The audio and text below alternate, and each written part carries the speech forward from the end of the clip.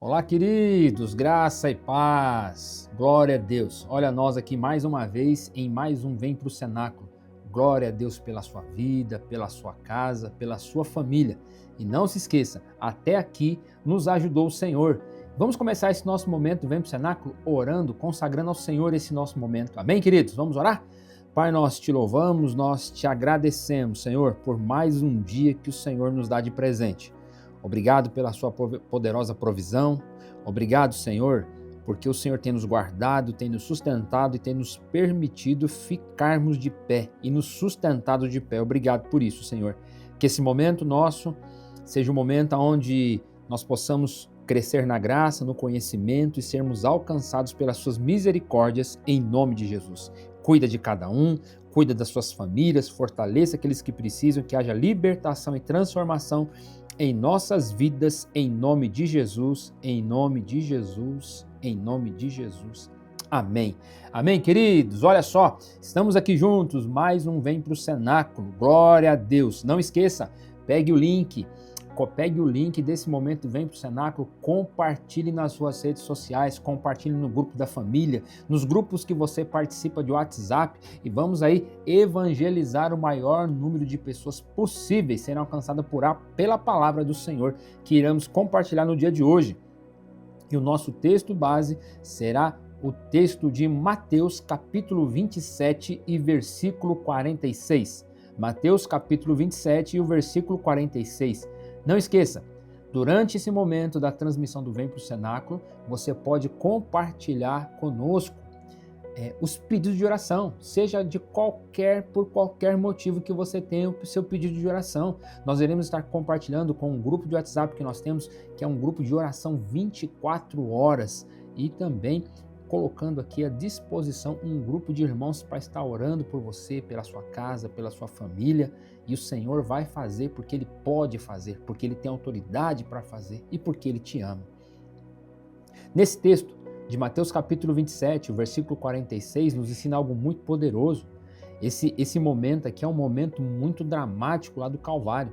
Esse momento é onde Jesus ele clama assim: Elohim, Elohim, Elohim, lama sabachthani, que significa: meu Deus, por que me abandonaste?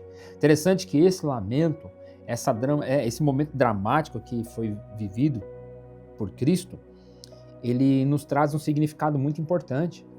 Nos traz um significado que fala sobre um dos momentos ali próximo já da morte literal de Jesus. Sabe, nós precisamos deixar que na nossa mente, sabe, a morte de Jesus não foi simplesmente um momento isolado, um evento isolado que passou naquele dia, naquele momento. Não.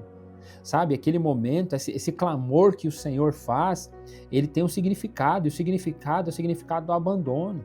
Talvez nós olharmos para esse texto, não sei se você já olhou com esse olhar, com essa ótica, mas é uma fala, é um momento, significa, sabe, é um significado de abandono. O abandono, não que o pai abandonou o filho, mas é um momento onde tinha que ser feito daquela forma para que pudesse ser consumado de fato, sabe, a total entrega de Cristo ali naquela cruz, para que eu e você tivéssemos os nossos pecados perdoados.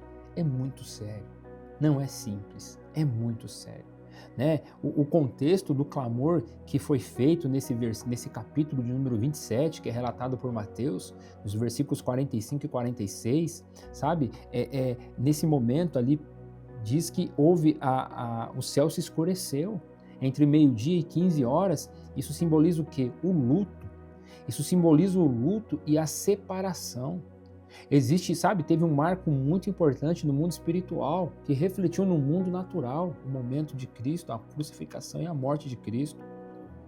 Porque Cristo, quando ele morreu, ele não conheceu o pecado, ele não cometeu o pecado, mas ele se fez pecador por minha causa e por sua causa.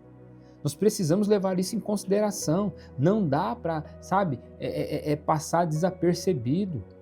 Lá em 2 Coríntios, capítulo de número 5 e versículo 21, diz o seguinte, 2 Coríntios, capítulo 5 e versículo 21, olha só: portanto, somos embaixadores de Cristo, como se Deus vos encorajasse o nosso entendimento, assim vós suplicamos em nome de Cristo que vos reconcilie com Deus.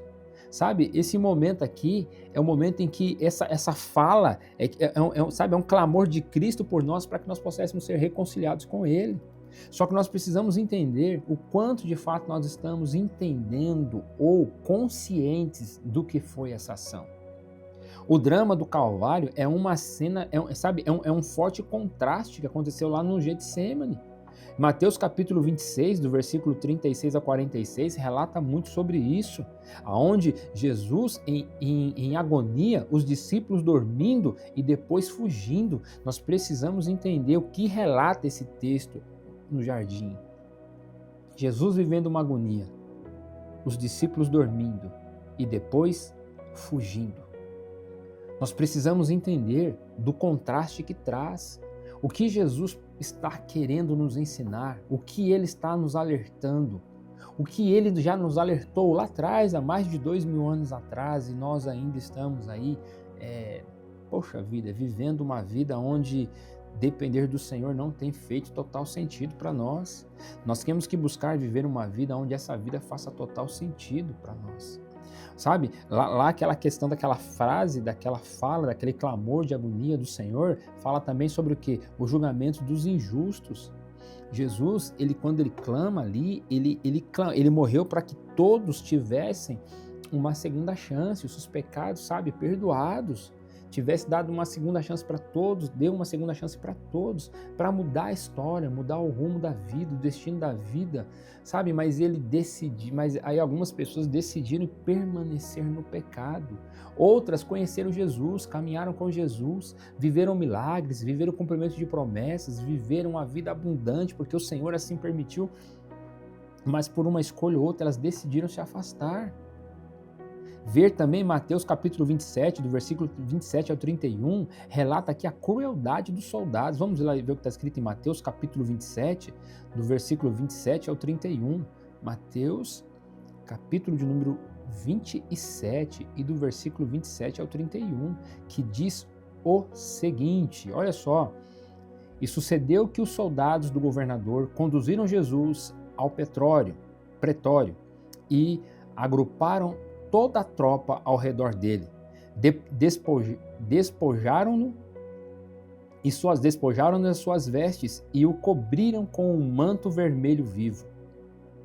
Trançaram uma coroa de espinho e a forçaram sobre a sua cabeça.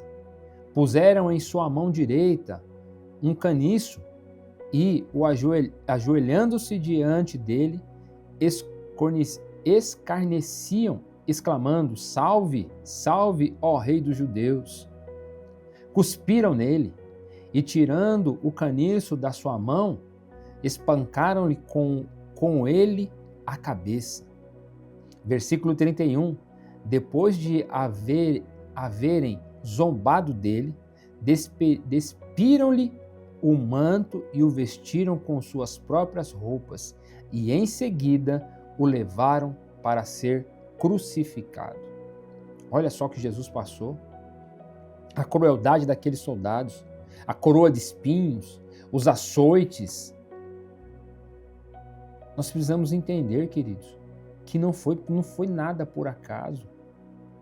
Só que ele decidiu suportar tudo isso. Ele decidiu suportar tudo isso. Ele decidiu suportar pregos sendo transpassado em si. Esse tamanha dor, sabe por quê? Porque aí tem um detalhe importante, porque ele veio para cumprir um propósito. Só que aí a natureza, em Mateus capítulo 51, o mesmo versículo Mateus capítulo 27, do versículo 51 ao 54, aqui também diz que a natureza se manifestou, a reação da natureza. Vamos ver? Versículo 27, versículo 51. Diz assim, ó, 51. No mesmo instante, o véu dos santuários rasgou-se em duas partes, de alto a baixo. A terra estremeceu e fenderam-se as rochas. Os sepulcros se abriram e os corpos de muitos santos que haviam morrido foram ressuscitados.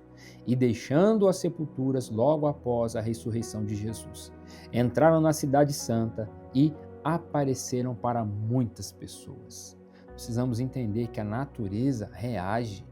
Quando o céu se posiciona, quando o céu se manifesta, a natureza reage.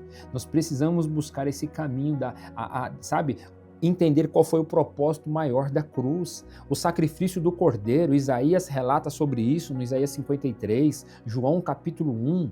Jesus levou sobre si as nossas iniquidades, ele levou sobre si as nossas dores, ele levou sobre si os nossos pecados, mas ele decidiu pagar um preço, e o preço que foi pago foi o preço da nossa redenção. Em 1 Pedro, capítulo 1, versículo 18 e 19, fala sobre isso. Vamos ler lá, 1 Pedro, capítulo 1, 1 Pedro, capítulo de número 1, e versículos 18 e 19. 1 Pedro 1, 18 e 19 diz assim, porquanto estáis cientes de que não foi mediante a valores perecíveis, como a prata e o ouro, que fosseis resgatados do vosso modo de vida vazia e sem sentido, legado por vossos antepassados, mas fostes resgatados pelo precioso sangue de Cristo, como um cordeiro sem mácula ou defeito algum. Nós precisamos lembrar disso. É sobre isso, não é sobre nós, é sobre Ele.